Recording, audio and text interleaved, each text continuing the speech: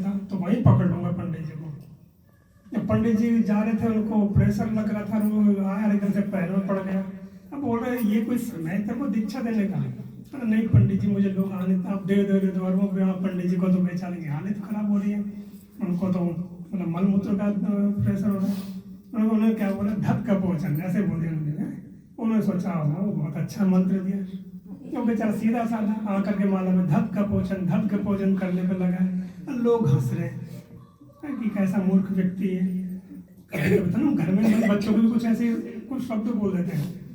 तो बस उसने सोचा कि भाई गुरु के मुंह से निकला है।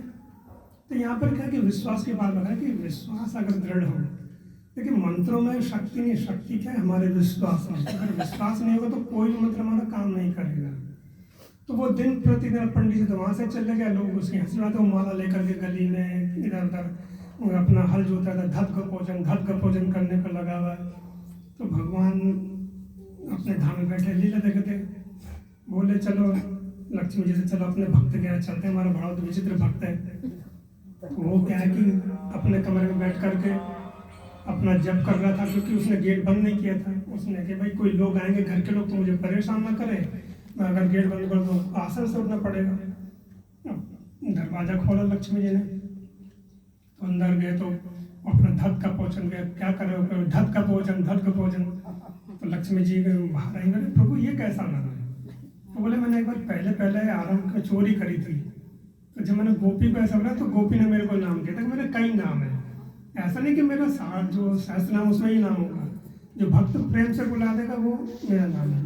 जैसे विट्ठल भगवान है ना, विट्ठल को है शास्त्र में नहीं, लेकिन क्या करें विट्ठल के माने कैसे महाराष्ट्र में कहते हैं ईंटों को कहा जाता है। भगवान को पुंडरीक ने ईंटा फेंक करके दे दी। कथा सुनी आप लोगों ने? जो पुंडरीक थे अपने माता पिता के बहुत उच्च कोटि के भक्त, तो पैर दबा रहे थे तो भगवान उनके इसी से रीझ गए कि माता पिता की सेवा कर रहे। केवल ये नहीं कि माता पिता की सेवा कर रहे हैं, उसमें साथ में भगवान का भक्त भी था।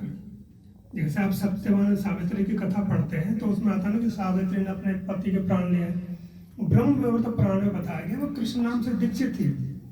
और उसके अंदर इतने दोनों प्रभाव थे, सब मतलब पतिव्रत थे लेकिन साथ में दीक्षित भी थी। तो वैसे पुंडरीक थे, वो भगवान ने कहा कि अरे हम आए विष्णु भगत, उसने ईंट फेंक दी, इस पर खड़े हो जाओ, जब तक अपने माता पिता की सेवा नहीं करेंगे तब तक आएंगे नहीं। तो भगवान अभी भी ऐसे खड़े हुए, विष्णु रूप में ऐसे खड़े, कमर पे हाथ रखा हुए।